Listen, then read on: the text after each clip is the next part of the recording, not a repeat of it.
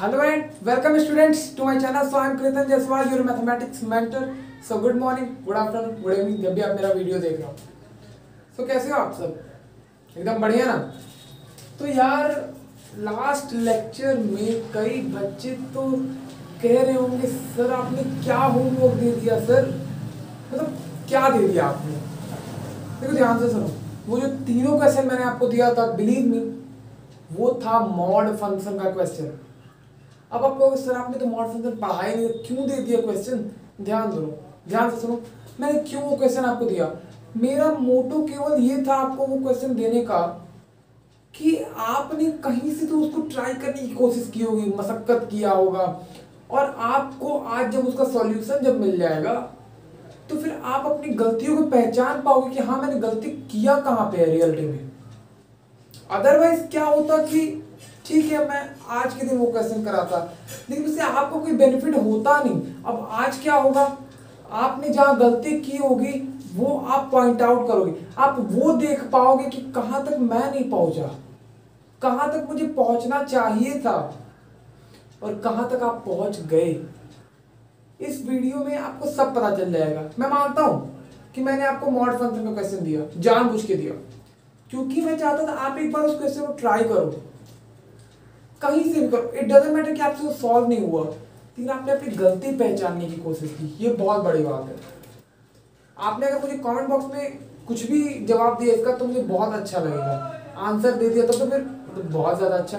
तो शुरू करते हैं. ओके, तो लास्ट लेक्चर में जो क्वेश्चन थे वो तीनों, वो क्या थे, वो था आपका, मैंने लिखा था find the value of x, यही तो था ना. और यहाँ पे गिवन था मॉड में 3x - 2 < 1/2, यही था ना. तो मैंने आपको बोला था कि पहले तो आपको तो पहले यही देख के समझ जाना चाहिए कि यार ये मॉड फंक्शन है, बट इसका मतलब ये नहीं समझ गए तो क्वेश्चन को अटेम्प्ट नहीं करेंगे. मेरा आपको क्वेश्चन देने का ये मोटो थोड़ी था कि आप पहचान लो और अटेम्प्ट ना करो, कोशिश करना था. और नहीं जो हो पाया वो अब यहाँ पे देखो. पहले इसको सॉल्व करने के लिए हमें कुछ प्रॉपर्टीज को पढ़ना पड़ेगा.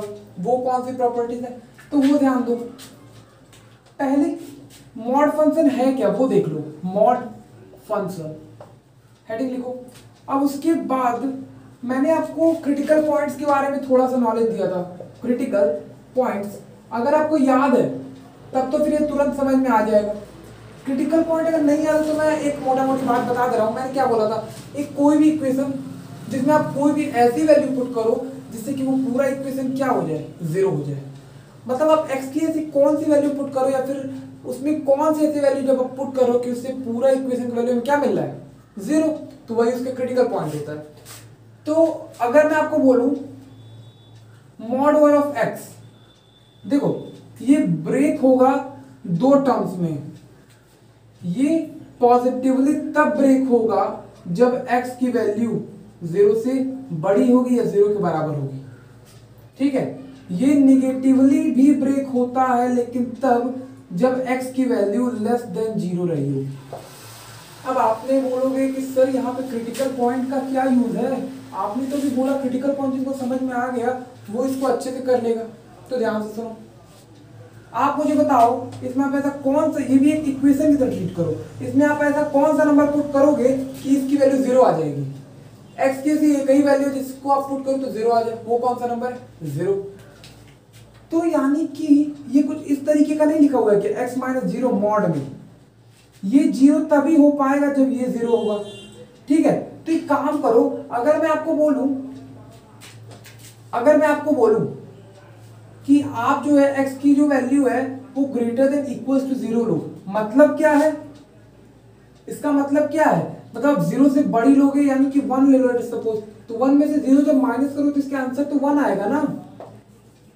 यानी कि पॉजिटिवली ये हमें आंसर दे रहा है. और वो तो मैंने आपको एक मोटा मोटी बात बता दिया था कि हाँ यार -3 पुट करो तो 3 हमें पॉजिटिव बना देता है. ये बात ठीक है, करेक्ट होती है, लेकिन उससे ज्यादा इंपॉर्टेंट ये बात है, ये दो टर्म्स में ब्रेक होता है. आप इसको या तो प्रॉपर्टी समझो या तो कुछ भी समझो. अगर x की वैल्यू यहाँ पे 0 से बड़ी है या 0 के बराबर है तो पॉजिटिवली ब्रेक होगा. अगर x की वैल्यू 0 से कम है तो वो निगेटिवली ब्रेक होगा। इस चीज को रट लो या फिर समझ लो, बहुत ज्यादा इंपॉर्टेंट है। क्योंकि अगर इस एग्जांपल में नहीं समझ पाए तो अगला एग्जांपल जो दूंगा वो जरूर समझ जाओगे। तो इसे नोट करो जल्दी, इसे नोट करो जल्दी। हो गया क्या नोट? ऑलराइट, तो अब मैं आपको दूसरा एग्जांपल देता हूं। वो क्या है वो देखो।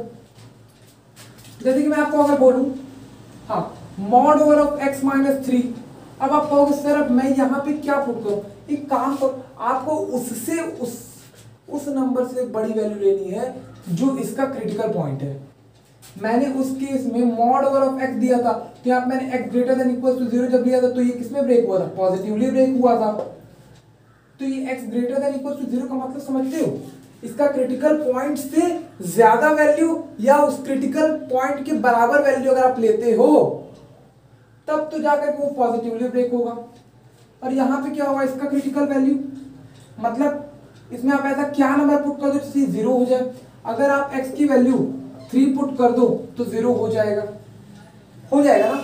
यानी इसका क्रिटिकल पॉइंट तो 3 है, लेकिन मैंने आपको बोला कि ये पूरा जो है ये पॉजिटिवली तभी ब्रेक होगा जब x की जो वैल्यू है इसके क्रिटिकल पॉइंट से या तो ज्यादा होगा या तो बिल्कुल बराबर होगा। यहां पर x की वैल्यू जो है 3 से बड़ी होनी चाहिए या तो 3 के बराबर होनी चाहिए। आप इस पे मत देखो कि हाँ सर यहाँ पे 3 लिखा है तो 3 लिख रहे हैं, सर वहां पे 0 लिखा था तो 0 लिख रहे थे। नो, आप बस एक काम करो, वो क्रिटिकल पॉइंट निकाल दो और उसके बाद कहो कि अगर x की वैल्यू मैं 3 से बड़ी पुट करूंगा या 3 पुट करूंगा तो ये पॉजिटिवली, मतलब ये डायरेक्टली हमें इस तरीके से ब्रेक हो जाएगा नॉर्मल ब्रैकेट में। अगर x की वैल्यू लेस देन 3 आ जाता है, क्रिटिकल पॉइंट से कम आप चूज करते हो तो ये निगेटिवली ब्रेक होगा, मतलब x माइनस 3 में ही ब्रेक होगा लेकिन बस उस पर निगेटिव साइन आ जाएगा। क्लियर है क्या? इसे जल्दी नोट करो। आई होप सो आप समझ गए होंगे कि मैं कहना क्या चाह रहा हूं। रियलिटी में आपको इसमें पहले करना ये है कि आप क्या करो, क्रिटिकल पॉइंट बताओ। क्रिटिकल पॉइंट निकालने के बाद अगर आप उसकी वैल्यू उस क्रिटिकल पॉइंट से ज्यादा लोगे या फिर उसी के बराबर लोगे तो वो मॉड पॉजिटिवली ब्रेक होगा। अगर x की वैल्यू उस क्रिटिकल पॉइंट से कम लोगे तो क्या होगा? तो निगेटिवली ब्रेक होगा। नोट करो इसे जल्दी। अब हम लोग क्या करेंगे, कुछ प्रॉपर्टीज हैं जो कि हमें पढ़ना है। नोट हो गया क्या? ऑलराइट, तो अब हम बात करते हैं कुछ प्रॉपर्टीज की। अब हम लोग बात करते हैं कुछ प्रॉपर्टीज की। क्या है प्रॉपर्टीज? ध्यान दो, लिखो properties of mod function. Mod function, ध्यान दो इसे। ये क्या है? पहला लिखो। पहला, अगर आपके सामने ये दे दिया जाए मॉड ओवर ऑफ x का स्क्वायर, वो x स्क्वायर के बराबर होता है। दूसरा, ये प्रॉपर्टीज है। अब इसका रीजन नहीं होगा कि हाँ सर क्यों होगा, बस प्रॉपर्टीज है। जैसे लॉगरिथमिक की अपनी प्रॉपर्टी थी कि हाँ यार log m क्रॉस n होता है तो इसका आंसर क्या आता था? log m plus log n। यार उसकी प्रॉपर्टी है, इसका क्यों कैसे इट डजंट मैटर। ओके, आपको बस इसकी प्रॉपर्टीज का ध्यान रखना है और इस पे बेस्ड जब हमारे सामने क्वेश्चन आएंगे तो उसे हमें निपट लेना है। जैसे इस पे भी जो हमारे पास आया था, तो यहाँ पे आप देखो ये तो हमें पता चल गया, ठीक है। अगर मॉड में एक्स स्क्वायर है तो वो डायरेक्टली सिंपली एक्स स्क्वायर के बराबर होगा। और अगर root over of x square है इज इक्वल्स टू, वो मॉड ओवर ऑफ एक्स के बराबर होता है। अगर आप इसको आप ध्यान से देखोगे ना तो इसमें अगर मैं आपको बोलूं x square is equals to 9 तो इसका आंसर आप मुझे क्या देते हो? रूट 9। इन साथ साथ प्लस माइनस भी तो लगा देते हो ना। तो इतनी बातें तो क्लियर हो गई कि हाँ चलो ठीक है, इसी तरीके का कुछ है। मतलब रूट एक्स स्क्वायर, ये जैसे नहीं लग रहा है अभी स्क्वायर से ये कट जाएगा एक्स के बराबर आ जाएगा, उसी तरह का कुछ समझो। ये तो मैं आपको बस बता रहा हूँ कि हाँ लर्न कर लो, कैसे लर्न करो। ये तो आप पे मैटर कर दिया कि आप कैसे लर्न करते हो। तो जो तीसरा प्रॉपर्टी है वो नोट करो। अगर आपको मॉड में दे दिया जाए एक्स प्लस वाई और आपको दे दीजिए mod over of x plus mod over of y, तो ध्यान देना हमेशा इसकी वैल्यू लेस देन होती है। अगर मॉड लगाती हो इन दोनों का समेशन को, अगर मॉड केवल इंडिविजुअल्स पे लगाकर सम करते हो तो इसकी वैल्यू इससे कम आएगी। ये भी प्रॉपर्टी आप डायरेक्ट लगा सकते हो। अब अगला प्रॉपर्टी सुनो, अगला प्रॉपर्टी क्या है, फोर्थ। अगर किसी केस में mod over of x plus y की वैल्यू वो बराबर हो जाती है mod over of x plus mod over of y कि अगर बराबर हो जाती है किसी भी केस में, तो ये तभी पॉसिबल है इफ x क्रॉस y जो है वो ग्रेटर देन इक्वल्स टू 0 होना चाहिए। ध्यान दो इस चीज को। मैंने क्या बोला, अगर किसी केस में mod over of x plus y जो है mod over of x plus mod over of y के बराबर हो जाता है तो ये तभी पॉसिबल है जब x इंटू वाई जो है वो 0 से बड़ा होना चाहिए या फिर उसके बराबर होना चाहिए। फिफ्थ प्रॉपर्टी सुनो, अगर mod over of x minus y की मैं बात करूं और वो अगर directly mod over of x plus mod over of y के बराबर हो जाता है तो इस केस में x क्रॉस y जो है वो लेस देन 0 होना चाहिए। क्लियर है क्या? आपको इसको कुछ नहीं करना है, आपको बस इसको याद कर लेना है और आपको इसमें कुछ नहीं करना है और आपको इसमें कुछ करना ही नहीं है। ध्यान दो इस चीज को। मैंने आपको ये बता दिया, अगर ये सब्सट्रैक्शन आप करते हो x माइनस वाई और वो कभी किसी केस में इसके बराबर आ जाता है तो ये तभी पॉसिबल है जब x क्रॉस वाई जो है वो लेस देन 0 हो। क्लियर है क्या? अगर क्लियर है तो जल्दी नोट करो इसे। हो गया क्या? ऑलराइट। तो अब हम लोग बात करते हैं कुछ और भी प्रॉपर्टीज हैं, दो और प्रॉपर्टीज है जिसे आपको याद करना पड़ेगा आपने। ओके, तो मैं शुरू करता हूं। वो क्या है, ध्यान से देखो। अगर mod over of x greater than equals to a बोल दे आपको, तब आप मुझे क्या आंसर दोगे? या फिर ग्रेटर देन छोड़ो, अभी उसके बारे में डिस्कस करेंगे। अगर वो less than a equals to a दे दे तो आप इसका मुझे क्या आंसर दोगे? ध्यान से सुनो। मैंने आपको बोला कि x जो है वो दो टर्म्स में ब्रेक हो सकता है, दो टर्म्स में ब्रेक हो सकता है। या फिर मैंने आपको एक प्रॉपर्टी बताया था, अभी क्या बताया था मैंने, हाँ, कि रूट में अगर एक्स स्क्वायर दिया हुआ है तो वो किसके बराबर होता है? मॉड ओवर ऑफ एक्स के बराबर। तो मुझे बताओ, जब हमने एक एग्जांपल लिया एक्स स्क्वायर इक्वल टू 9 तो x equal to plus minus root 9 आया था ना। तो यहां पे भी प्लस माइनस है लेकिन आपको पता नहीं चला। ध्यान से सुनो। अब जब आप इसको लिखोगे तो किस तरह से लिख सकते हो? Mod over of x is equal to plus minus x लिख सकते हो ना। और यही होता भी है, दो टर्म्स में ब्रेक होता है, एक पॉजिटिवली एक नेगेटिवली। तो यहाँ से प्रूफ भी हो रहा है, एक प्रॉपर्टी था उससे ये प्रूफ भी हो गया। यानी इतना तो पता चल गया मॉड ओवर ऑफ एक्स दो टर्म्स में ब्रेक होता है, एक तो पॉजिटिवली एक तो नेगेटिवली। तो यहाँ पे भी कुछ ऐसा ही होगा, यहाँ पर भी कुछ ऐसा ही होगा। अगर मैं आपको बोलूं एक्स की वैल्यू आप मुझे बता दो तो एक काम करो, एक्स दो टर्म्स में ब्रेक होगा, ए प्लस माइनस ए। इसके सामने ये लिखा हुआ था तब ना प्लस माइनस आया, अब इसके सामने ये लिखा हुआ है तो ये आएगा। ध्यान दो इस चीज को। क्लियर है? अब एक काम करो, पॉजिटिवली को अलग लो, x less than equals to a, और एक काम करो x less than equals to minus a।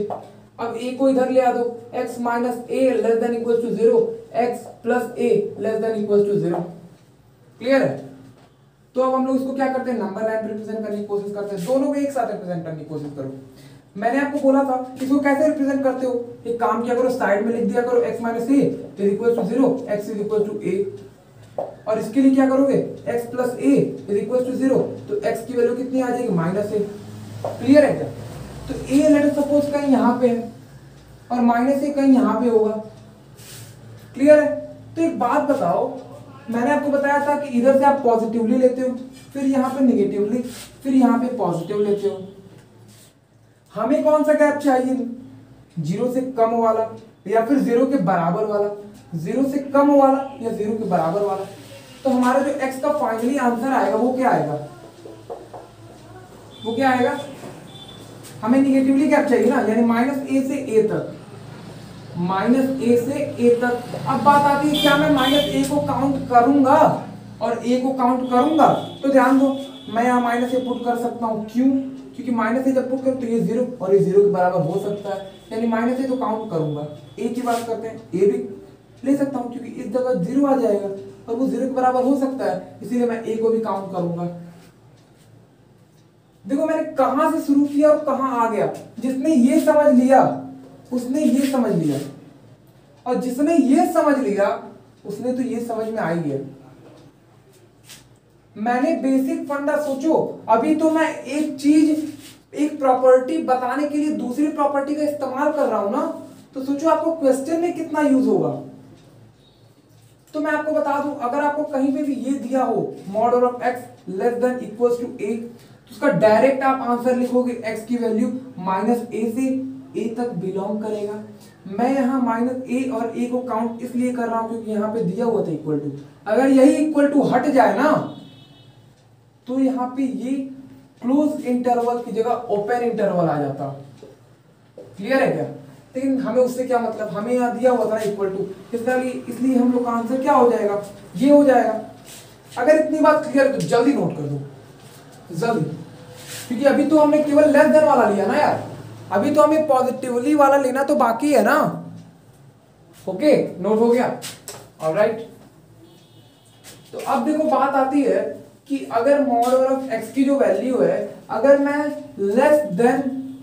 Greater than equals to 0 लूं, तो अगर मैं आपको बोलूं mod of x greater than equals to a, तो ध्यान से सुनो कि दो टर्म्स में ब्रेक होगा, x greater then plus minus a। एक काम करता हूं, मैं इसको प्लस में अलग कर देता हूं, माइनस में अलग कर देता हूं, यहीं पे कर लो। x greater than equals to plus a, और क्या है, x greater than equals to minus a। अब इसको इधर लाओ, x minus a greater than equals to 0, x plus a greater than equals to 0। Clear है? अब इन दोनों को साथ में रिप्रेजेंट करो यहाँ पे। अगर आपने रिप्रेजेंट किया तो हमें इसको क्या करते हैं, x minus a equals to 0 है, ठीक है भाई, x इक्वल्स टू a हो जाएगा। तो इतनी बातें तो क्लियर है। अगर x प्लस a है तो x equals to minus a हो जाएगा। क्या क्लियर है क्या इतनी बात? और माइनस a लेट सपोज कहीं यहाँ पे आता है और a कहीं यहाँ पे आता है, और हमने ये सीखा हुआ है किसको हम लोग प्लस लेते हैं, किसको माइनस लेते हैं, इसको प्लस लेते हैं। तो हमें कौन सा गैप चाहिए? यहाँ पे बोल रहा है कि आप 0 से बड़ी वाली, 0 से बड़ी का मतलब क्या है, पॉजिटिव। पॉजिटिव का मतलब हमें पॉजिटिव गैप लेना है, ये पॉजिटिव गैप है, ये पॉजिटिव गैप है। ओके, तो x की हमारे पास रिक्वायर्ड आंसर क्या आ जाएगा, एक तो -इंफिनिटी से -a तक, और साथ साथ a से लेकर के +इंफिनिटी तक। अब बात आती है क्या मैं a और -a को काउंट करूंगा कि नहीं करूंगा? तो यहाँ देखो, मैं यहाँ a पुट कर सकता हूं। अगर मैंने यहाँ a पुट किया तो इस साइड 0 और वो 0 के बराबर हो सकता है, इसलिए मैं a को काउंट करूंगा। अब बात आती है यहाँ पे, क्या मैं -a को काउंट करूंगा? यस, करूंगा। तो ये भी हो गया। तो हमने यहाँ पे देखा, अगर ग्रेटर देन इक्वल्स टू है तब तो ये होगा, अगर लेस देन इक्वल्स टू है तब क्या होगा, -a से a होगा। क्लियर है क्या? ऑलराइट। तो इसे आप लोग क्या करो, नोट कर लो, और मैं अभी एक रिजल्ट दोनों का लिख देता हूं। तो पहले आप इतनी बातें नोट कर लो। ओके, अब देखो, अब हम लोग इस काबिल हो चुके हैं, ये जो ऊपर क्वेश्चन लिखा हुआ है तो वो हम लोग अब कर पाएंगे। अब हम लोग इस काबिल हो चुके हैं कि हम लोग अब ऊपर लिखा हुआ क्वेश्चन कर लेंगे। तो पहले मैं आपको रिजल्ट लिख देता हूं। क्या रिजल्ट? रिजल्ट है कि अगर मॉड ऑफ x की value less than equals to a है, तो इसका x का जो रेंज आएगा, सॉरी डोमेन आएगा, तो क्या होता है, -a से a होता है, जिसमें हम लोग a और -a दोनों काउंट करेंगे। अगर मॉड ऑफ x की value greater than equals to a होता है, तो x की जो वैल्यू होती है वो क्या होती है, -इंफिनिटी से -a, और यूनियन a से लेकर के इंफिनिटी, और इंफिनिटी तो काउंट कहीं भी नहीं करते हम लोग। तो ये देखो, इतनी बातें तो क्लियर हो गई ना। अब इसे एज अ रिजल्ट आप इसको डबल स्टार भी लगा सकते हो बच्चों। तो देखो, इसमें कुछ बहुत ज्यादा टफ नहीं था, बस थोड़ा दिमाग आपको खर्चा करना था, बस आपको दिमाग खर्चा करना था कि हाँ यार इस तरीके का होगा, इस तरीके का होगा। अब आपको बार बार उतना लंबा करना नहीं है, आपको ये रिजल्ट याद रखना है, फिर सॉल्व करना है, आंसर गेटअप करना है। क्लियर है? तो आज तो मैं आप लोग के लिए बहुत सारा होमवर्क भी लाया हूँ, पता है कि नहीं आप लोग को? ओके, नोट करो इसे। कुछ क्वेश्चन सब करते हैं, बहुत ज्यादा पढ़ लिया हमने मॉड। इनफैक्ट ये आपकी एनसीईआरटी में नहीं है, बट मैं इसे पढ़ाना जरूरी समझता हूँ बच्चों को, क्योंकि ये बहुत ज्यादा इंपॉर्टेंट है। आप ध्यान से सुनो, क्वेश्चन लिखो। एनीवे तो क्वेश्चन लिखा हुआ है आपका, आप वीडियो को पॉज करके आपको सॉल्व कर सकते हो क्योंकि आपको बेसिक नॉलेज हो चुका है बच्चों। ऑलराइट, तो ये देखो हमने एक प्रॉपर्टी पहले पढ़ा हुआ, लेस देन इक्वल्स टू, जब ए रहेगा तो क्या है। अब ध्यान दो, क्या ये कुछ उसी तरह का नहीं लग रहा है? हमें एक्स की वैल्यूज को बताना है, पर यहाँ पे बोल रहा है mod over of 3x minus 2 less than equals to 1/2। यहाँ पर a की वैल्यू क्या है? 1/2 है। x की जगह क्या है? 3x माइनस 2 है। तो मैं डायरेक्टली इस पे क्या कंडीशन लगाऊंगा? मैं डायरेक्टली बोल दूंगा 3x माइनस 2 की जो वैल्यू है वो क्या होगा? वो लाई करेगा किसके बीच में? 1/2 के बीच में और -1/2 के बीच में। जैसे मैं आपको इसका आंसर क्या बता रहा था, x बिलोंग्स टू -a से a, इसका मतलब क्या है? x इन्हीं दोनों के बीच में लाई करेगा। x जो है वो a से छोटा होगा और -a से बड़ा होगा। तो यही तो है, ध्यान दो। अब क्या करना है? अब तो सॉल्व करना है। एक काम करो, या तो आप इन दोनों को अलग अलग करके सॉल्व कर लो, या तो कुछ और बुद्धि लगा लो। क्या बुद्धि लगा सकते हो? अगर मैं दोनों साइड +2 कर दूं तो मतलब हर जगह आप +2 कर दो, 3x less than equal to 1/2 +2 हो जाएगा, और यहाँ पे क्या हो जाएगा? 2 माइनस 1/2। अब मैं क्या करता हूँ, सब में 3 से डिवाइड कर देता हूँ। लेकिन 3 से डिवाइड करने से पहले इसको सॉल्व कर लेते हैं। राइट साइड में सॉल्व कर लेते हैं। 2 माइनस 1/2 कितना आएगा? 4 माइनस 1 3/2। एक काम करो, इसको डायरेक्टली कितना लिख दो? 3/2 लिख दो। इसको क्या लिखोगे? 4/5 4/2 4/2 आएगा क्या? 5/2 आएगा, 5/2। ऑलराइट, अब क्या करो, 3 से डिवाइड दो। जब 3 से डिवाइड दो तो ये कैंसिल हो जाएगा, यहाँ पे आ जाएगा 1/2 और यहाँ पे आ जाएगा तुम्हारा 6। कैलकुलेट कर लेना आप लोग, कोई बहुत बड़ी बात नहीं है। ये देखो x की वैल्यू आ गई, हमें x की वैल्यू पूछ रही थी। x की वैल्यू जो है वो कहाँ से कहाँ तक लाई करेगा? 1/2 से लेकर के 5/6 तक। मतलब मैं इसका आंसर डायरेक्टली इस तरह से रिप्रेजेंट कर सकता हूँ। किस तरीके से कि हाँ यार, ये 1/2 से लेकर के 5/6 तक रहेगा, दोनों पे क्लोज इंटरवल। क्लियर है क्या? कुछ टफ नहीं था।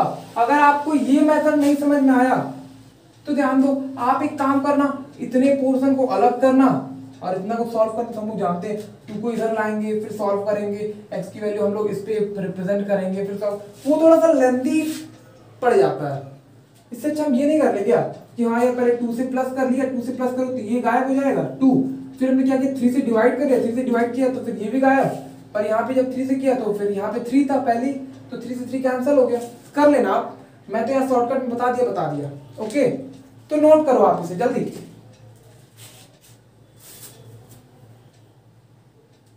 हो गया क्या बच्चों नोट? तो अब हम लोग आते हैं नेक्स्ट क्वेश्चन पे। तो अगला क्वेश्चन क्या कह रहा है वो देखो पहले।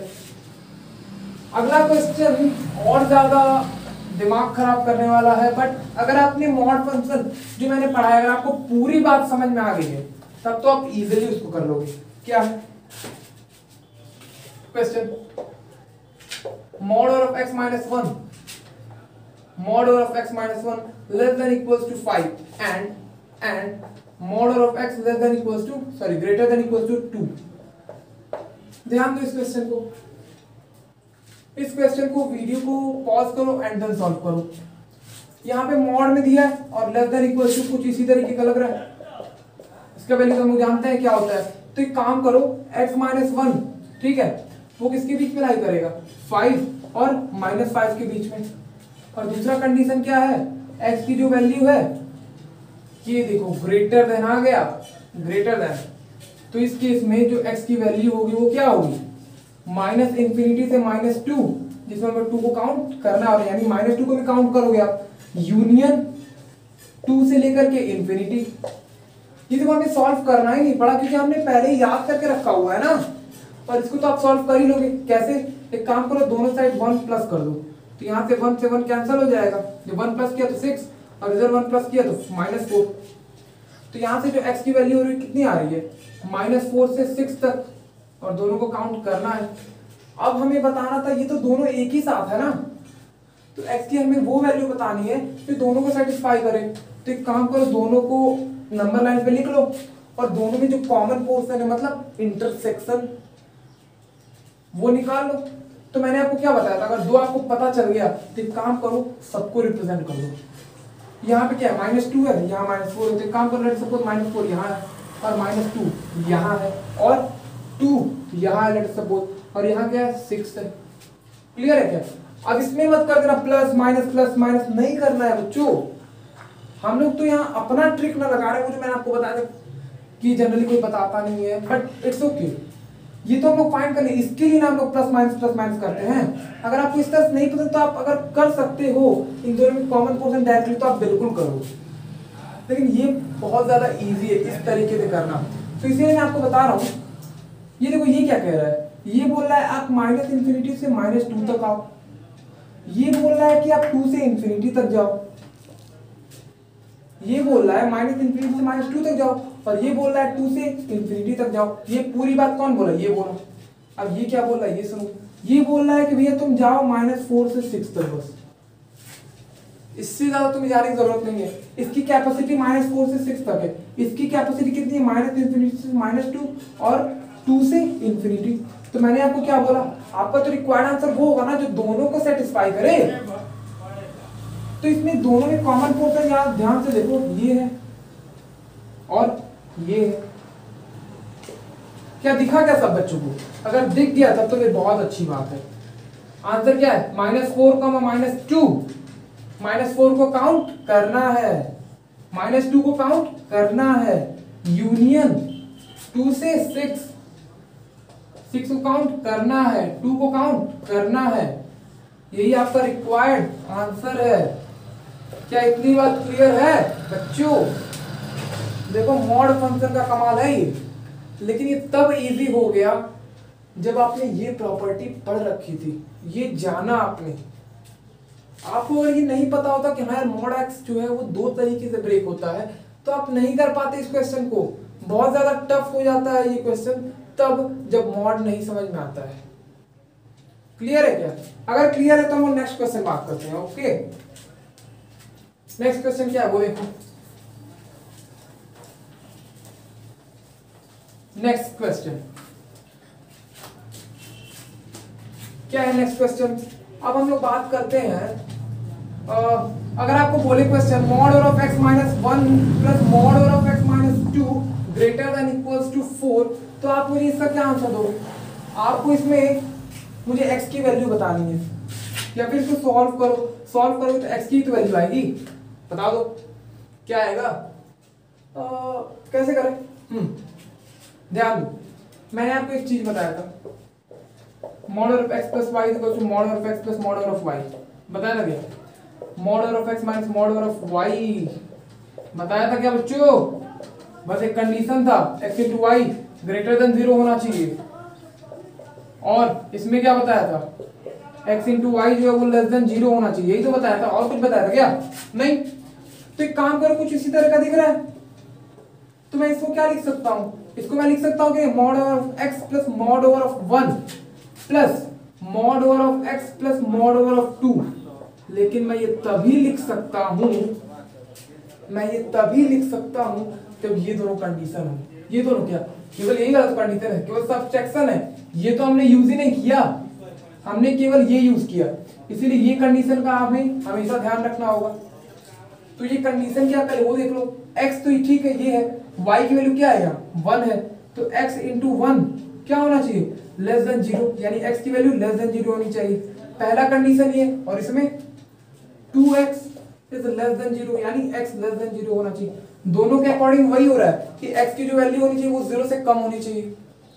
अब आप इसको जब सॉल्व करो, x की वैल्यू जो भी आए ये मतलब नहीं करता, लेकिन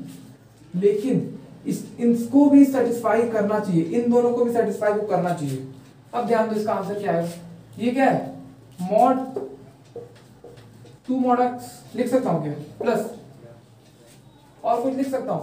ये तो कांस्टेंट है तो डायरेक्टली बाहर आएगा। डायरेक्ट अगर आपको कोई कांस्टेंट दे दिया जाए तब तो डायरेक्टली बाहर आएगा। अब इसमें मत लगा देना प्लस माइनस, नो, वो केवल वेरिएबल्स के लिए ही प्लस माइनस लगेगा। इसके लिए 1 और इसके लिए 2, क्या आ जाएगा +3 ग्रेटर देन इक्वल्स टू 4 और 2 मॉड ओवर ऑफ x, ये जब इधर जाएगा तो ग्रेटर देन इक्वल्स टू 1। अब एक काम करो 2 को इधर भेजो, मॉड ओवर ऑफ x जब 2 को इधर भेजोगे तो क्या हो जाएगा 1/2। This employees mod over of x की जो वैल्यू है, अब ध्यान दो इसके आगे तो हमें सॉल्व करने की जरूरत ही नहीं है क्योंकि हमने प्रॉपर्टी पढ़ा हुआ है। नहीं पढ़ेंगे क्या हम property, mod over of x greater than equals to a, कुछ उसी तरह का नहीं है क्या ये? दिख गया?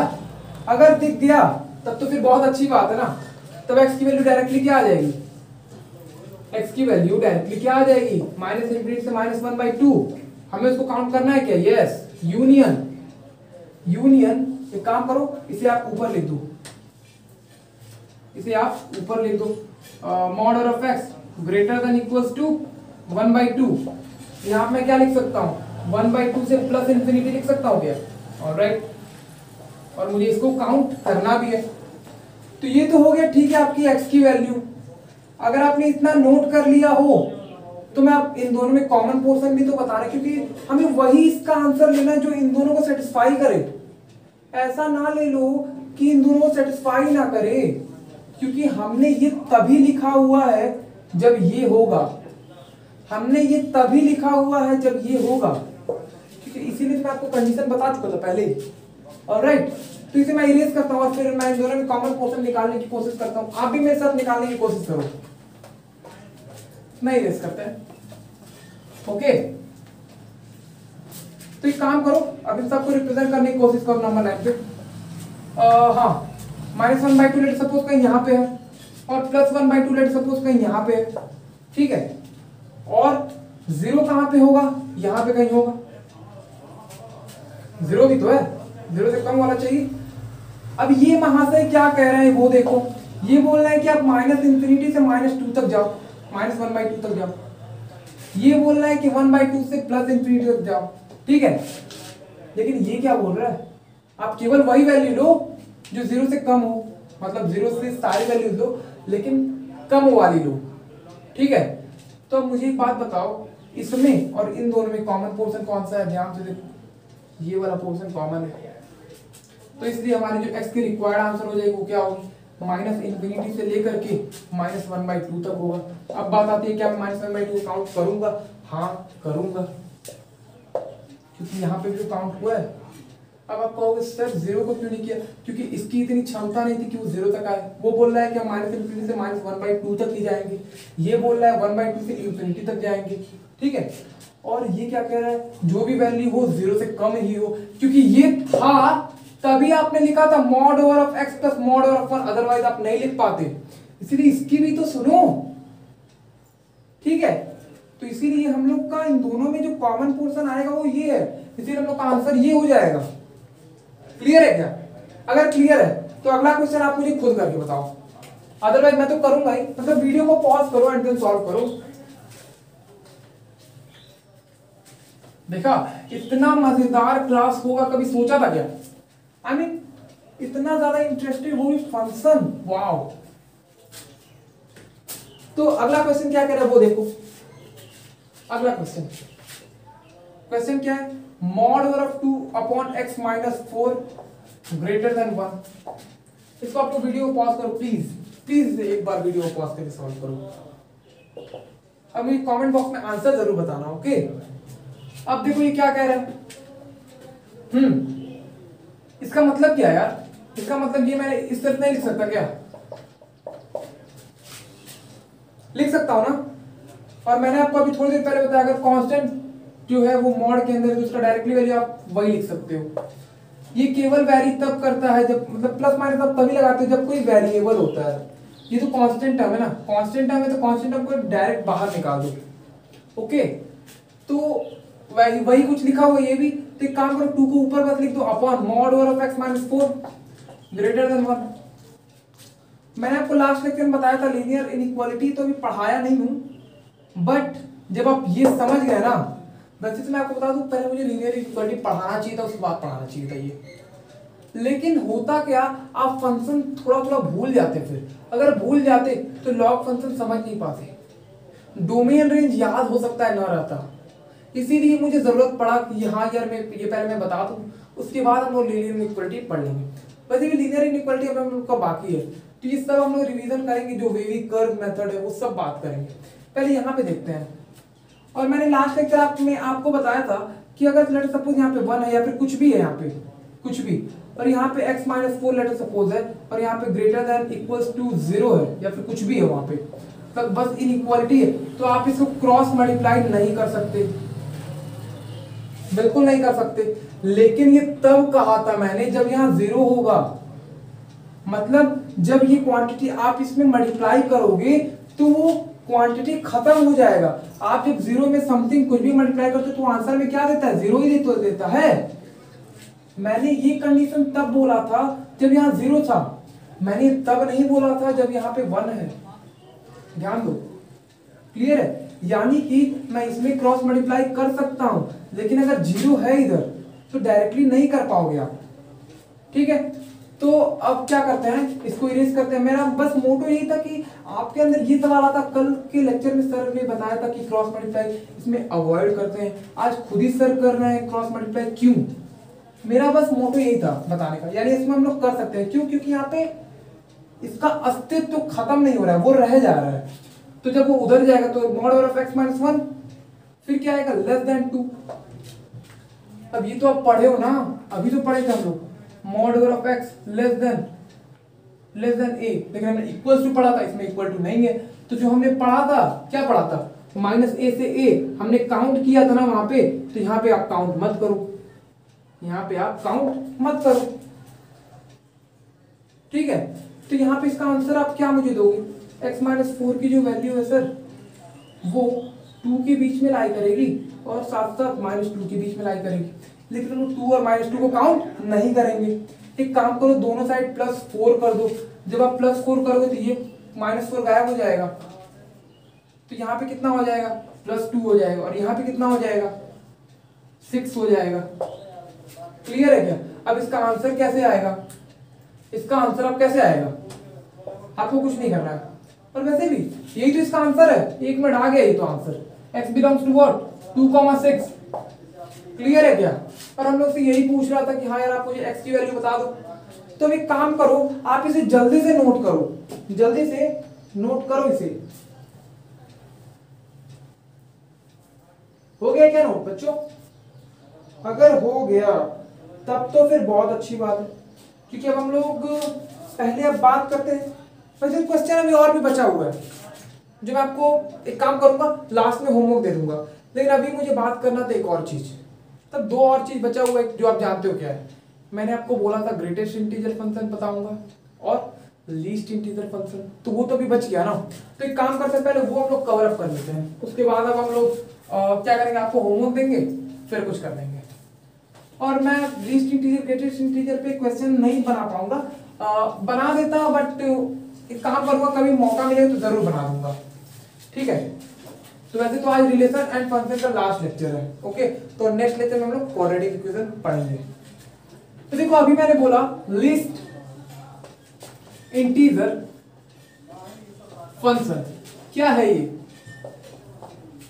List integer function?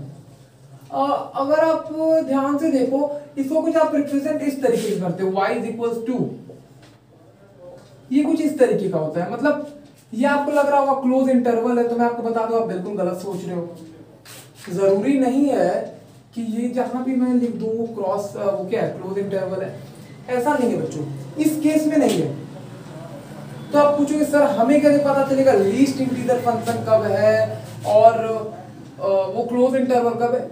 वो आपको चिंता नहीं करना। अगर लीस्ट इंटीजर है तो वो क्वेश्चन में गिवन होगा, अगर वो क्लोज इंटरवल तो आपको क्वेश्चन में गिवन नहीं होगा। मतलब क्वेश्चन में कुछ नहीं गिवन है तो आपको तो क्या मानोगे, क्लोज इंटरवल। अगर गिवन है लिस्ट इंटीजर तो लिस्ट इंटीजर ही मानोगे। ऑलराइट, तो देखो इसमें क्या होता है, अगर मैं आपको बोलूं इफ x = 2.4 या फिर मैं आपको बोलूं 2.5 2.6, ठीक है, तो आप y की वैल्यू मुझे क्या दोगे कि हाँ सर यही होगा, आप ले लो मुझसे आंसर यही होगा। और क्या होगा, 2.5 होगा और 2.6 होगा। तो मैं आपको बता दूं इन सब का आंसर सेम होगा। इन सब का आंसर मैं जानते हो क्या लिखूंगा, 2 लिखूंगा क्या? नहीं, 3 लिखूंगा। देखो क्या बात है, मैंने अभी आपको एक चीज बताया था, लीस्ट इंटीजर फंक्शन मैंने बोला। लीस्ट इंटीजर फंक्शन में हम लोग करते क्या है, अगर मान लो कोई आपने नंबर ले लिया, लेट सपोज आपने लिया 2.5, वो किसके बीच में लाई करता है? वो लाई करता है 2 के बीच में और 3 के बीच में लाई करता है ना। तो लीस्ट इंटीजर फंक्शन में आप क्या करोगे, अगर ये इस तरीके कुछ दिया 2.5, तो डायरेक्टली आप इसका आंसर मुझे 3 दोगे डायरेक्टली। देखो वो नहीं कहते लोग नाम बड़े दर्शन छोटे, वही हाल यहाँ पे भी है। लीस्ट है ना, तो हमें लेना 2 चाहिए था, लिया 3 है, मतलब नाम क्या है, अरे बड़े बड़े हैं, लेकिन काम इसका थोड़ा छोटे है। ठीक है, ये देखो 3 है, और मैं आपको बता दूं यहाँ पे थोड़ा सा साइन मैंने गड़बड़ कर दिया, ये साइन इस तरीके का नहीं रहेगा, ये बस इस तरीके का रहेगा, मतलब आप समझ रहे हो ना, बस इस तरीके का रहेगा। जहां जहां इस तरीके से आप यहाँ पे इस तरीके कर लो, मतलब केवल एक तरफ, मतलब इसका साइन जो है ना इस तरीके का है, इस तरह से, इस तरह से। ऑलराइट, और ये जो साइन है ये हम लोग का ग्रेटेस्ट इंटीजर का है, sorry, very very sorry. Okay, तो ध्यान से देखो, अगर इस तरीके का कुछ आपको दिया हुआ है और आपको बोल दे, लेट सपोज अगर मैं आपको बोलूं 3.4, अगर मैं आपको इस तरीके का दे दूं, तो आप मुझे इसका आंसर क्या दोगे? आप मुझे इसका आंसर दे देना 4। क्लियर है क्या? मतलब अगर आपको कोई भी नंबर ऐसा दे देता है या फिर कोई भी रियल नंबर दे देता है, तो आप चेक करो कि वो किन 2 नंबर्स के बीच में आता है। जिन 2 नंबर्स के बीच में आता होगा उसमें जो बड़ा वैल्यू होगा वही आपका लीस्ट इंटीजर फंक्शन का आंसर होगा। क्लियर है क्या? अगर क्लियर है तो एक काम करते हैं कि इसका हम लोग थोड़ा ग्राफ देख लेते हैं, थोड़ा ग्राफ देख लेते हैं कि ग्राफ होगा कैसा। देखो जल्दी ग्राफ में आते हैं। ग्राफ क्या है, जैसे कि अगर आपको ये दिया हुआ था मॉड नहीं एक्स, तो ये इस तरह था ना, तो यहाँ पे हम लोग क्या कर रहे थे, अगर मैं आपको बोलूं ये x की वैल्यू n और n+1 के बीच में लाई कर रही थी। जैसे मैं आपको लिया था ना 2.5, वो किसके बीच में लाई कर रहा है? वो लाई कर रहा है 3 के बीच में और 2 के बीच में। लेकिन हम लोग कंसीडर कौन सा आंसर करते थे? ये वाला, इसको थोड़ी कंसीडर करते थे। तो वही चीज कुछ यहाँ पे भी है, यहाँ पे 2.5 की जगह x है और n की जगह 2 है, n+1 की जगह 3 है, तो हम लोग कंसीडर किसको करेंगे लीस्ट इंटीजर फंक्शन में? इसको। क्लियर है क्या? तो इसलिए इस पे इस तरीके का साइन आएगा, इस पे बस इस तरीके का आएगा। क्यों हमने इस पे इक्वल टू लगाया? क्योंकि कुछ भी रहे इन दोनों के बीच में नंबर, वो आएगा तो यही आंसर 3। तो अब ध्यान दो, अगर ये हो गया तो अगर मैं आपको बोलूं इफ n = 0, तब आप मुझे क्या आंसर दोगे? 0 > x, यहाँ 1 हो जाएगा। अगर मैं आपको बोलूं इफ n = 1, तो x की जो वैल्यू है वो किसके बीच में लाई करेगी? 1 और 2 के बीच में लाई करेगी। अगर मैं आपको बोलूं इफ n = -1, तो आप मुझे क्या आंसर दोगे? x की जो वैल्यू है वो सिर्फ -1 से लेकर के कहां तक लाई करेगी? -1 जब यहाँ पर तो 0 हो जाएगा। एक काम करो, अब एक बार 2 भी ले लो, इफ n = 2, तो जो x की वैल्यू वो 2 के बीच में लाई करेगी और यहाँ पे 3 हो जाएगा। देखो इतना बात तो क्लियर है। अब एक काम करो, इसको प्लॉट करने की कोशिश करो, इसे प्लॉट करने की कोशिश करो। ध्यान से देखो, मैंने क्या किया, जब मैंने n की वैल्यू 0 पुट किया, मैं ये वैल्यू फाइंड कर रहा हूं ना, आपको क्या दिया हुआ था? ये दिया हुआ है, और मैंने आपको अभी बताया कि 2.5 लेट सपोज दिया हुआ 2 और 3 के बीच में लाई करता है। हम लोग कौन सा आंसर कंसीडर करते हैं? 3 वाला करते हैं ना, और बल्कि हमने लिखा किस तरीके का है? इस तरीके का। तो अगर आपने n की वैल्यू जब 0 पुट किया तो x की वैल्यू क्या मिल रही है? 1। 0 और 1 के बीच में जब आपने पुट किया तो हमें x की वैल्यू कौन सी मिल रही है? 1। क्लियर है क्या? जब आप x की वैल्यू 0 और 1 के बीच में पुट करो, 0 और 1 के बीच में ये 0 है पर ये 1 है, लेट सपोज ये 0 है, ये 1 है। अगर आपने x की वैल्यू 0 और 1 के बीच में पुट किया, अगर मैं आपको बोलूं यहाँ पे 0 और 1 के बीच में आप पुट करो, लेट सपोज 0.5 पुट कर दिया, तो y की वैल्यू क्या आ जाएगी यहाँ? अगर आपने इसकी जगह 0.5 पुट कर दिया तो इसके आंसर तो 1 आएगा ना, आएगा ना। यानी अगर हमने 0 से 1 के बीच में कोई भी नंबर पुट कर दिया तो हमें y की वैल्यू हमेशा 1 ही मिलेगा, हमें y की वैल्यू हमेशा 1 मिलेगा।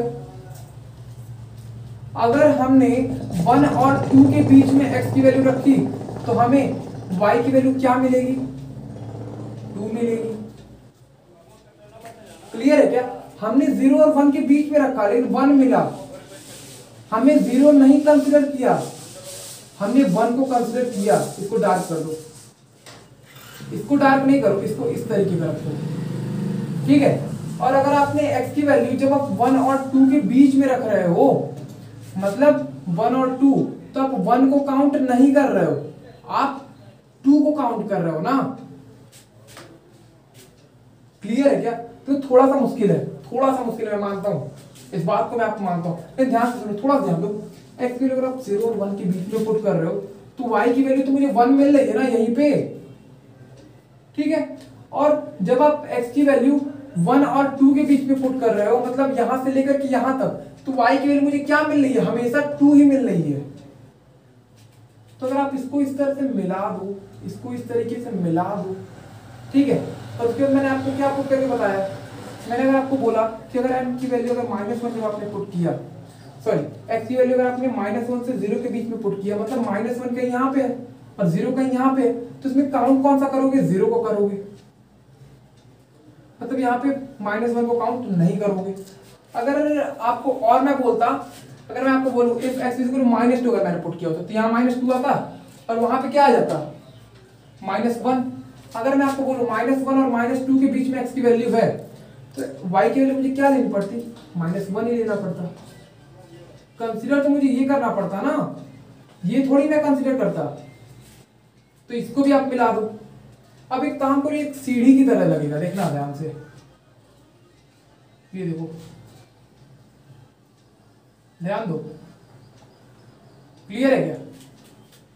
ये आपका लीस्ट इंटीजर फंक्शन का ग्राफ है, ये आपका लीस्ट इंटीजर फंक्शन का ग्राफ है। जरा भी मुश्किल नहीं है, लेकिन बच्चों को मुश्किल लगने लगता है तब। देखो मैंने आपको ये लेकर के बताया और यहां से मैंने ये ला दिया। मैंने फिर आपको बोला अगर x की वैल्यू 0 और 1 के बीच में लाई करें तो हम लोग, अगर x की वैल्यू 0 और 1 के बीच में लाई करें तो y की वैल्यू मैं हमेशा 1 ही तो कंसीडर करूंगा। अगर 1 और 2 के बीच में लाई कर रहे तो हमेशा मैं यही तो वैल्यू 2 ही तो कंसीडर करूंगा y की वैल्यू। और अगर 0 और -1 के बीच में लाई करें तो y की वैल्यू मुझे क्या मिलेगी? 0 मिलेगी। -1 और 2 के बीच में अगर x की वैल्यू लाई करें तो y की वैल्यू मुझे क्या मिलेगी? बोलो, -2 मिलेगी, सॉरी -1 मिलेगी। हो गया ना क्लियर? अगर हो गया क्लियर तो इसे जल्दी नोट करो फास्ट। देखिए यार ये चैप्टर बहुत मजेदार है, बहुत ज्यादा मजेदार, लेकिन तब जब आपको ये चैप्टर समझ में आता है तब। अब हम लोग बात करते हैं कुछ अगले क्वेश्चंस की, सॉरी क्वेश्चन की बात कर रहा हूं मैं, ग्रेटेस्ट इंटीजर फंक्शन।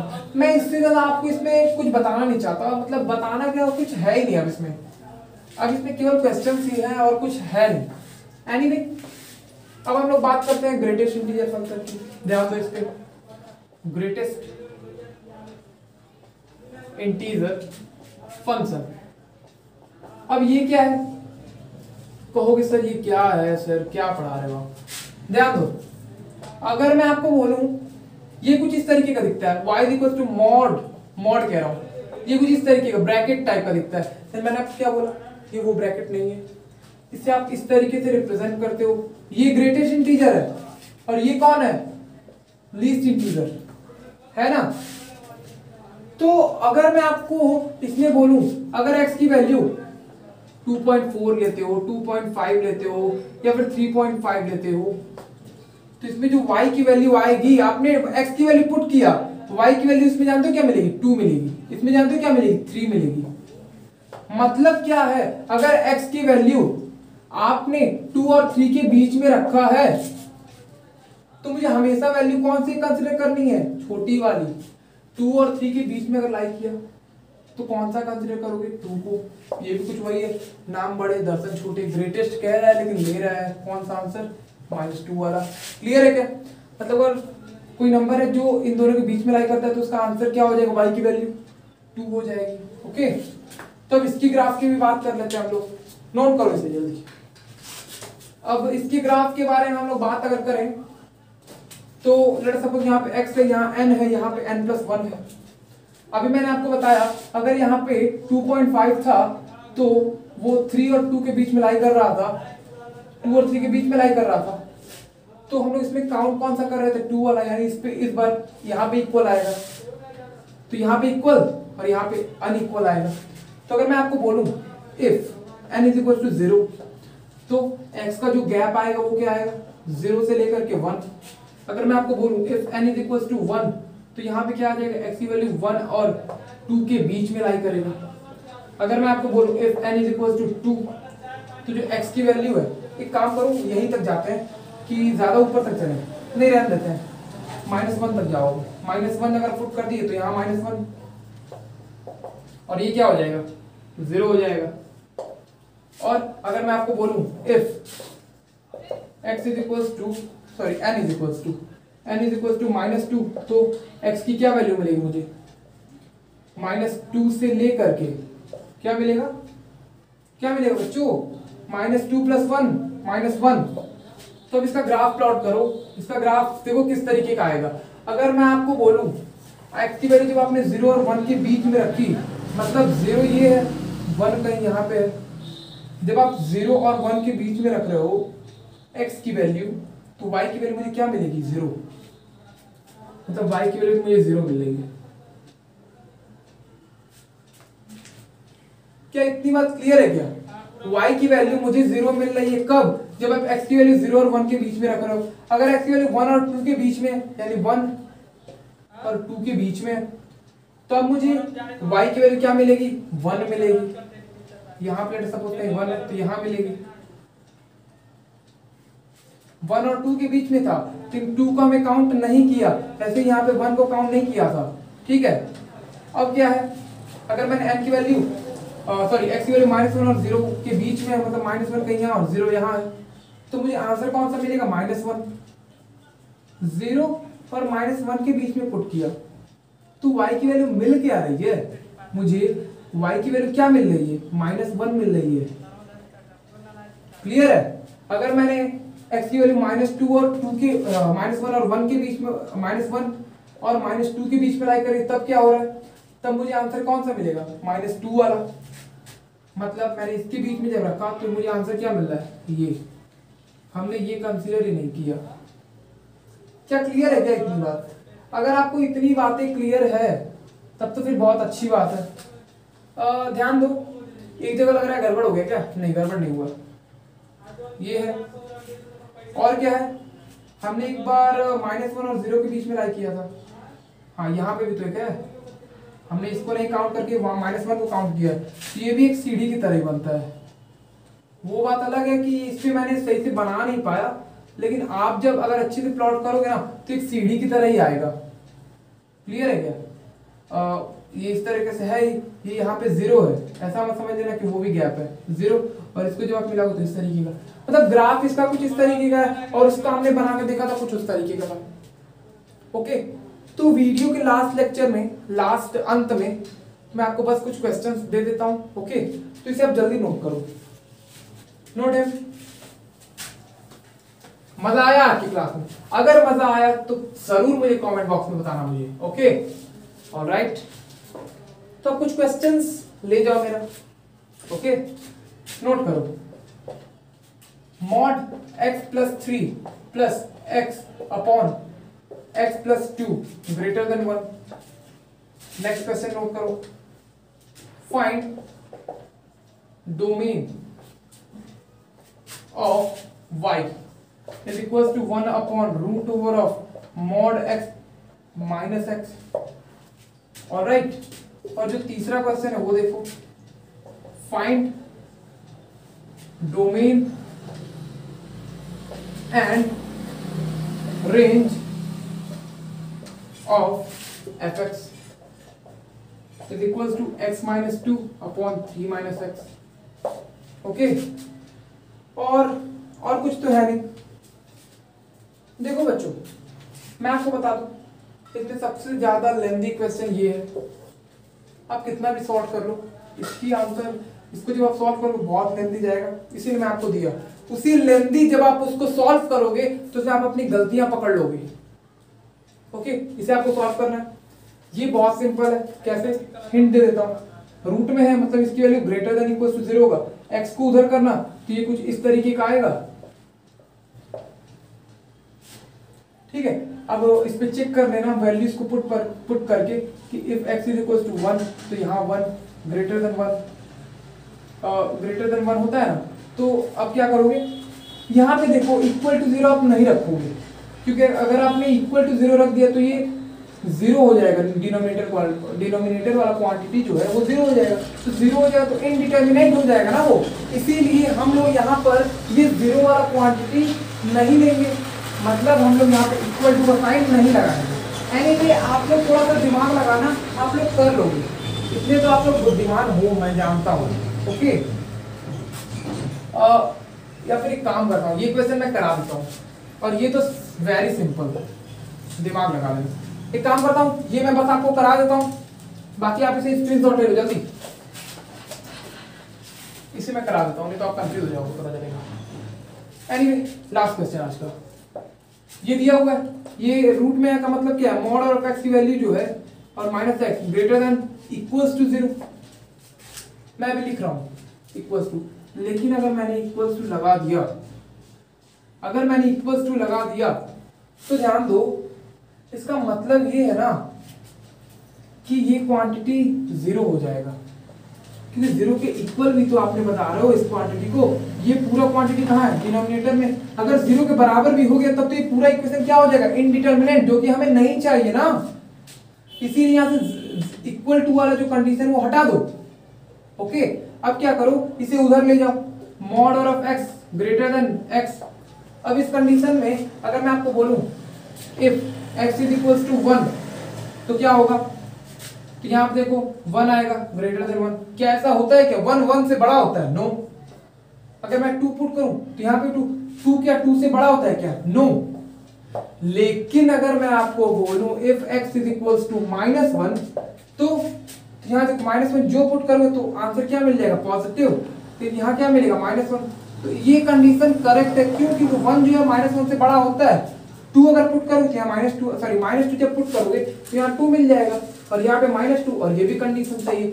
मतलब जब आप 0 के लेफ्ट साइड वाला जब नंबर कंसिडर कर रहे हो तब आपका आंसर बिल्कुल करेक्ट आ रहा है, तब वो इस इनइक्वालिटी को या फिर इस इनइक्वालिटी को सेटिस्फाई कर रहा है। यानी इस केस में हमारा डायरेक्टली आंसर क्या हो जाएगा, x की जो वैल्यू होगी वो क्या हो जाएगी, -इंफिनिटी से 0, जिसमें 0 को काउंट नहीं करना है। ये आपका आंसर है। क्या इतनी बात क्लियर है क्या? ओके, ये देखो बहुत सिंपल था। तब मैंने एक क्वेश्चन कर दिया तो एक क्वेश्चन आपको फिर देना पड़ेगा मुझे। एक काम करता हूँ, दे देता हूँ आपको एक क्वेश्चन, नहीं तो मैं नहीं किया होता तो मैं नहीं दिया होता आप लोग को। इसी तरह का कुछ वो भी है। अगर कोई क्वेश्चन नहीं जनरली बनता है तो हो सकता है वो कॉमन सेंस से बन जाए, मतलब जैसे पुट करके, कभी कभार आपको पुट करके भी आंसर निकालना पड़ जाएगा। अब ये देखो क्वेश्चन अगर मैं आपको बोलूं find domain and range of fx is equal to x upon 1 plus x square. देखो अब इसमें कुछ है नहीं, एक काम कर दो, मैं इसे करा देता हूं, क्योंकि हमने डोमेन के बारे में तो पढ़ा हुआ है लेकिन रेंज के बारे में हमने बिल्कुल नहीं पढ़ा हुआ है यार, बिल्कुल नहीं पढ़ा। आपको पता ही नहीं कि रेंज निकालेंगे कैसे। तो ध्यान दो, कुछ स्टेप्स हैं उसे नोट कर दो पहले। Put y is equal to fx, ये पहला है। दूसरा, solve equation in terms of y, और फिर क्या करो, आप इसको सॉल्व कर लो। सॉल्व इक्वेशन मतलब उसके आगे आप सॉल्व कर लो, मतलब है ये 2 ही स्टेप्स का, फिर लोग कहते हैं 3 स्टेप्स में। ये तीनों तीनों स्टेप्स जल्दी नोट करो एंड फिर मैं इसका आंसर आपको बता देता हूँ। ये भी कॉमन सेंस है, कोई बहुत बड़ा नहीं है। जो बड़ा क्वेश्चन है वो मैं आपको जो पहला दूँ वो बहुत बड़ा क्वेश्चन है।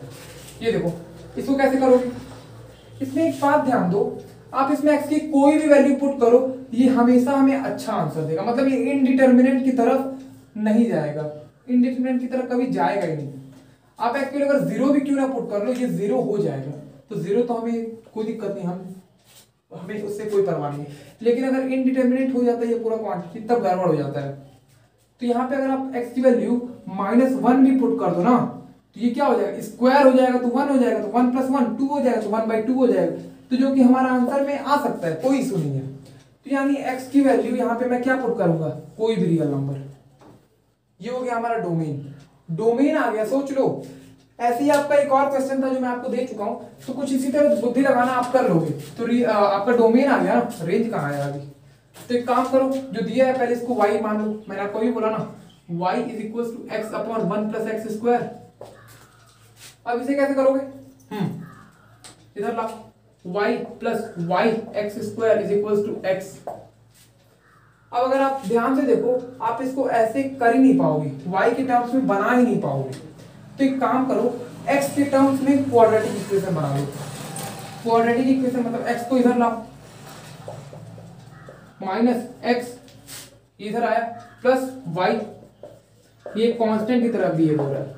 ये देखो x के टर्म्स में आपको क्वाड्रेटिक नहीं दिख रहा है क्या, दिख रहा है। सब लोग अगर यहाँ पे d की वैल्यू निकालें तो क्या हो जाएगा, -b जो कि कितना है 1 हो जाएगा, प्लस √b² यानी 1 - 4ac तो कितना हो जाएगा, a और c यही तो है ना, तो 4y² अपॉन क्या हो जाएगा 2a 2y।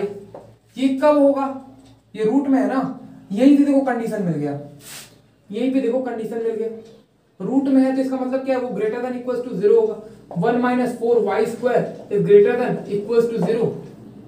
ऑलराइट, अब उसके बाद आप क्या करोगे, अब इसके बाद शायद मुझे बताने की जरूरत ही नहीं है, क्योंकि आप इसको सॉल्व नहीं कर लोगे, क्या कितनी बार तो सॉल्व किया है। अब इससे मैं आपको करके नहीं बताऊंगा, आप कर लेना। ओके, तो अभी तक तो आपने देखा ही नहीं कि सर कैसे हम लोग y के टर्म्स में बनाएंगे। लेट सपोज आपको सिंगल टर्म्स में दिया x + 3 =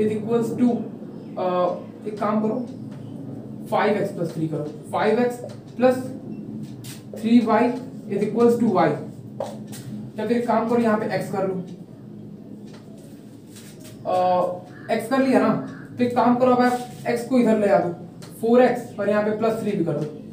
अगर आपने x को इधर लाया तो क्या हो जाएगा 4x = ये मैं आपको जनरल एग्जांपल दे रहा हूँ कैसे आप y के टर्म में किसी भी इक्वेशन को कन्वर्ट करते हो। x को इधर ला दिया, अब इसको इधर ले जाओ 3 - 3y। अब एक काम करो 4 को इधर ले आ दो। ये देखो स्टार्टिंग में ये अगर इक्वेशन दिया हुआ था तो जिस फॉर्म में भी हो, लेकिन अब ये फॉर्म क्या है y के टर्म्स में है। मतलब अगर राइट साइड में या लेफ्ट साइड में केवल और केवल एक टर्म का इक्वेशन आ जाए तो उसी को आप बोलते हो क्या, उस टर्म्स में इक्वेशन लिख लो। अब देखो आरएचएस में मैंने क्या किया, y के टर्म्स में है ना, तो इसीलिए इसको हम बोलते हैं y के टर्म्स में। तो जैसे कि मैं आपको बोल रहा था पहला जो स्टेप है इसको y मान लो, फिर इक्वेशन जो दिया है उसे आप कोशिश करो कि आप उसको y के टर्म्स में कन्वर्ट करो। अगर वो क्वाड्रेटिक की इक्वेशन है तो कुछ आप इस तरीके का करो, और सीधा चार फॉर्मूला हमें पता है, d की वैल्यू निकाल लो। d नहीं है ना, ये तो x है, x है, और ये क्या है d है, ये रूट में आ रहा है, जिसका मतलब क्या है ये ग्रेटर देन इक्वल टू 0 होना चाहिए। तो ये इसके बाद आप लोग सॉल्व कर पाओगे। तो बच्चों आज का सेशन यहीं पे एंड होता है। आई होप सो आपको रिलेशन फंक्शन की पूरी कॉन्सेप्ट क्लियर हो गई है। मैं ऐसा नहीं कह रहा हूं कि रिलेशन एंड फंक्शन खत्म हो गया, आपके एनसीईआरटी से तो कभी खत्म हो गया। ये तो मैंने आपको थोड़ा सा बहुत ज्यादा हाई लेवल बता दिया। तो बचने को इसमें बहुत कुछ होता है, बहुत कुछ है। आप बात करोगे तो पीरियोडिक फंक्शन होता है, इररेशनल फंक्शन होता है, और कांस्टेंट फंक्शन, बहुत कुछ होता है, मतलब समझ रहे हो बहुत कुछ। सिग्नम फंक्शन होता है, फ्रैक्शनल पार्ट ऑफ, तो वो सब हम नहीं पढ़ना है, हमें नहीं पढ़ना है वो सब। तो देखो जितना हमने पढ़ लिया, मैं आप लोग को ये सब इसलिए बता रहा हूँ क्योंकि आई होप सो कि आप लोग के लिए काम आएगा। और नेक्स्ट लेक्चर मेरा आएगा, वो कौन सा होगा, क्वाड्रेटिक इक्वेशन। सो पढ़ते रहिए, all the very best, good bye.